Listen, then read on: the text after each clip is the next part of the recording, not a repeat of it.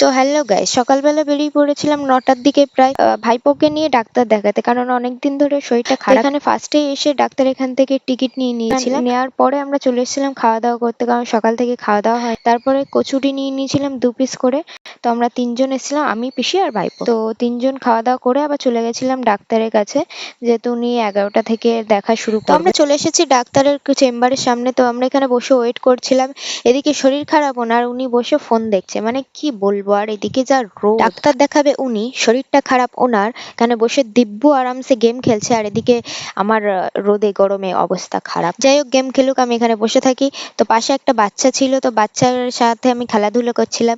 যাই হোক, কোনো বাচ্চা আমাকে পছন্দ করে না সেটা বিষয় না। তো বাড়ি যাওয়ার পথে দেখলাম একটা বিশ্বকর্মা ঠাকুরের প্যান্ডেল হয়েছে, তো পুজোর জন্য। তো সেখানে একটু ঠাকুরটা দেখলাম, দেখার পরে চলে এসলাম মেডিকেল শপে, যেখান থেকে ওষুধ নেওয়ার ছিল। নিয়ে আমরা চলে এসেছি বাড়ি। তো ভিডিও কেমন লাগলো জানিও কমেন্ট।